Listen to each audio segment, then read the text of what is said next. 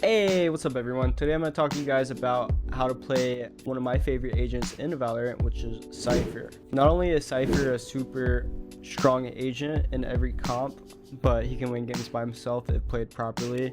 So he's definitely meta right now. Hopefully this video helps you guys out and gives you a better understanding of how to play him and utilize him, his abilities, and maybe it'll get you guys to the next level in Valorant.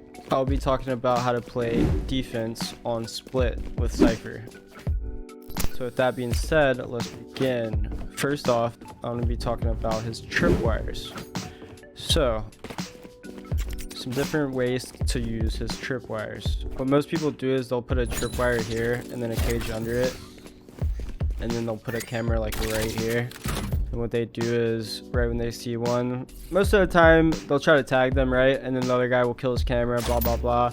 So basically they're just waiting for the tripwire, right? And then when the tripwire gets killed or it tags them, they detonate the cage. Cage triggered. Right? And then blah blah blah, they can see them through the cage. And then they spray. So that might work in pubs or, you know, when you're playing against more inexperienced people, but at the top level that's not going to work, right? Because what happens is if they're a good team, they'll send Raze or Sova, someone that's good at countering Cypher, that can kill his trips with one ability, such as the satchels on Raze or the shock dart on Sova. So any good team will just have that agent default the spot Cypher plays and then just counter him by constantly killing his trips, because he keeps putting it in the common spot, which is right here. And then they also kill his camera and then denies vision for 45 seconds and makes him panic and ask for rotates. So instead I'll show you guys something I like doing, because I don't want to be countered, or I don't want my tripwires to die, or I don't want to wait 45 seconds for my camera to come back.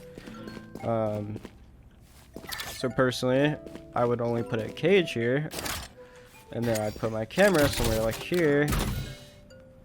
That way they can't kill it for free. Also, maybe I'll put a tripwire here instead, and then maybe another tripwire here. I think that looks a lot better than the initial setup. So, and then, you know, you can play behind this wall, and then you just play off your camera, or you play off your trips. You know, if they hit this trip, you peek left. You know, if they hit the right trip, you can swing right, and then, you know, you still have your camera, assuming they didn't kill it, and your cage. So just a couple things to play off of, and I think it's a bit safer, and, you know, you still have your abilities. So another thing is, if they know that you're playing B and you can kind of tell that they're like, nah, Cypher's playing B, like fuck that, let's go A or mid, like it's too hard to take B with his trips and camera, and they have fast rotates and all that jazz, then usually you can put your camera up, a cage up, but then save your trips, because most likely they're probably not going to come B, at least from that side, right? If they come B, it'll probably be from heaven, because that's just what teams do. So something you can do with your trips is, instead of placing them B, you can set them, or place them like maybe over here at mid. That way your guys that are playing heaven at B, they can play off them, they can maybe spot, and then they can play off your trip. When the trip hits them, they can swing. You could also set them at A. You can maybe ask your A guy, hey, like, are they going spiral a lot, or are they going main? If they're going main, you know, you can maybe put one here. And if they're going heavy spiral, you can just put one here. And it just makes it a lot easier on your teammates on the other sides. And yeah, I think it just helps them a lot. And you know, what's the point of having them B if they never come B, right? So it's just something to think about. Another thing is your cages. Personally, I like using one cage early in case they do some type of rush. You know, just using that at a choke point, like right there, and then saving your second one and kind of just using it in case you get stuck in a spot. Like say you're playing in heaven and then, you know, you kill one or you get spotted and you're kind of stuck right here. You can just set your cage and then you can just cross for free and you're good. You know, I think that's the best way to use his cages. Use one early and then save the second. Use it as a smoke. It'll get you out of a lot of spots that you think you may be stuck, or you know, you think you're dead, but oh wait, you have a cage. So that's something to think about. Yeah, I think it's important to just move your trips around personally.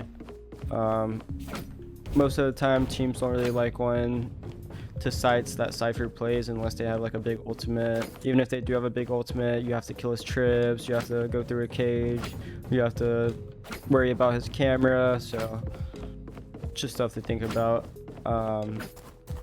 Another thing is using his camera. So I think I mentioned this earlier, but there's a couple different ways to use this camera.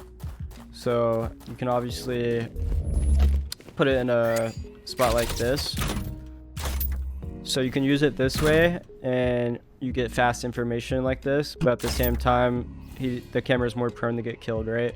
So I mean, if you're okay with waiting 45 seconds for your camera to come back, that's up to you, but personally I'd rather play it safe and have my camera the whole round and just have it somewhere like this. So something to think about. That goes for all parts of the map, on every map, honestly. So just keep that in mind. As far as attack goes, personally the way I like to use Cypher on attack is he's basically the person that is kind of setting up trips for the flanks, and then he's kind of just playing sneaky and like a lurky role, right? So he's a lurker. He's just trying to kill people in the back and, you know, playing off his trips and camera. So, you know, say you work B or around mid, you know,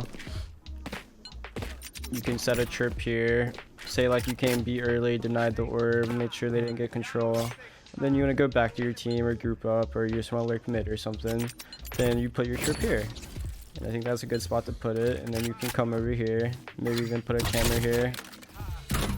That way you can spot mid, and at the same time you have a trip at B in case they push.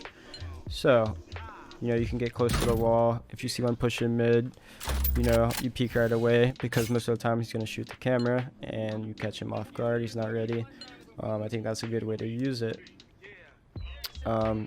At the same time, you're close to your trip at B, so if they do push B, you know, they hit the trip, you're right here, you can instantly peek off it and then kill them.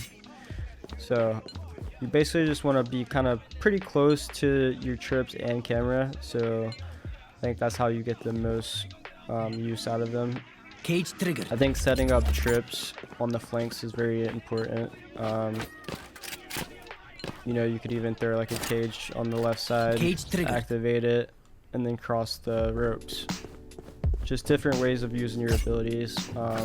At the same time, say you want to group up with your teammates at A, and you don't really want anyone to flank, so you decide to put a trip down. I would say instead of putting one like down here at sewer or up here, it'd be better to put it right here, because you basically get T-spawn and sewer instead of just one spot. Two birds, one stone. So personally, I think that's a lot better, and you don't have to put two trips down to cover both. At the same time, say your team takes A or something, and you know, you're kind of lurking this to spiral side. You could either be like right here, you put a trip here and then play right here. Right when they hit it, you swing and peek. It works the same for if you're lurking up here. you have a trip here. Right when they see it, right when it hits them, or they, you know, they're shooting it, you can just peek right away, and then they're not ready. And that's just different ways of playing off your trips. As far as your camera goes, there's a few different ways to use it. Some people like to place it right away and just like maybe place it right here and see if they're pushing aggro, or if an opera's peeking it, or you know, if they cross side or something.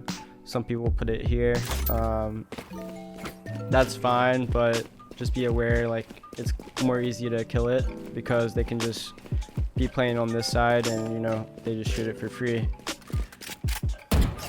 And then you have no camera for 45 seconds, so you just gotta be aware of that. At the same time, you know, some people will put it on this wall and then, you know, see if anyone's spotting heaven, which is fine. I like doing that sometimes, and then right when they shoot the camera, you can peek and try to catch them off guard. That's something I like doing. That's fine. There's different ways of using it as well. You could take map control, say it's like post plan or something.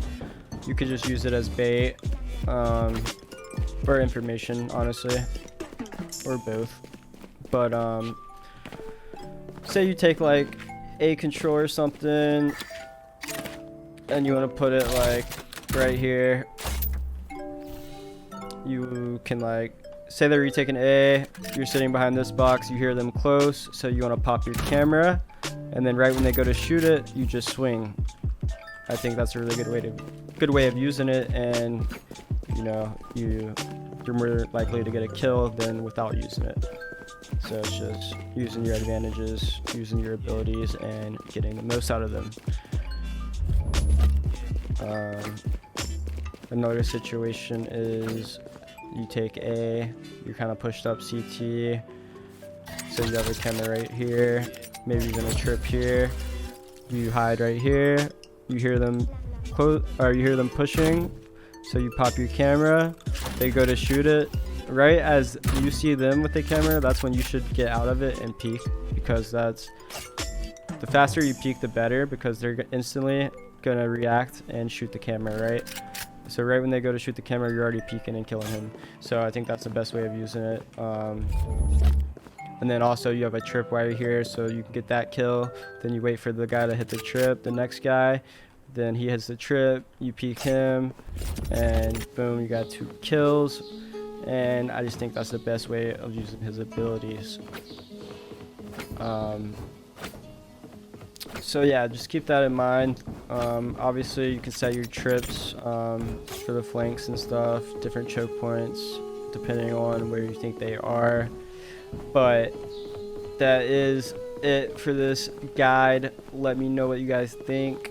Let me know what you guys think I could add or change, or if I'm just bad or dumb or smart. Probably dumb, but yeah, make sure you guys hit the subscribe button if you guys did like this video. And yeah, thank you guys for watching. Appreciate all the support, and peace out, everyone.